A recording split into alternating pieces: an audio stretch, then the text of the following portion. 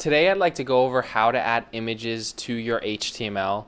I talk about it in my blog, matthewseward.com, but I also want to make this video. So without further ado, let's jump right into the code.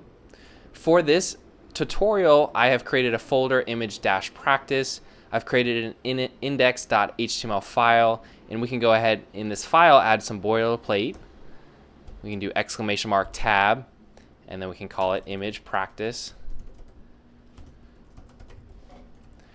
I've also in this folder added an image, so I've added this cat. If you're looking for images for your own project, you can use unsplash.com or drawkit.com for illustrations.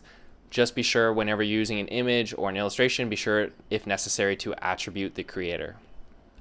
So for back in this project, what we can do to add an image is use the image tag. And to do that, you're just going to do img.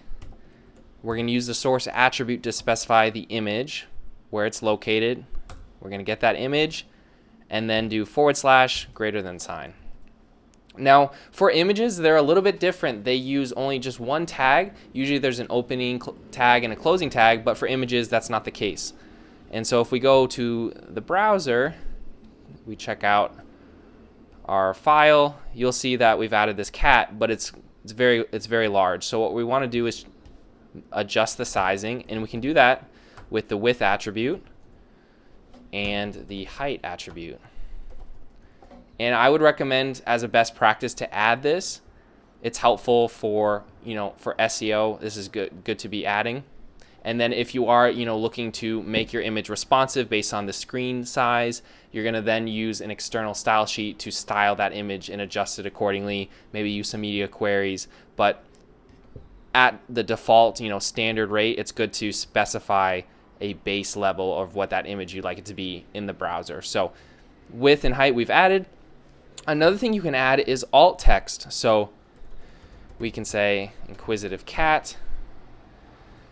Alt text is helpful for accessibility for screen readers. Also, in the event that an image doesn't load, it's useful. So if this image, if we got the URL wrong and we come back here, you'll see that that text shows up in the browser. So that is images. Another thing I'd like to mention, to have in mind when you're working with images is to understand how it works with other types of elements on the page. So for instance, you have inline elements and block elements. An image by default is inline. So if we had another inline element and we added some, just some text here, a span element. So you'll see there's the image. Let's bring that back.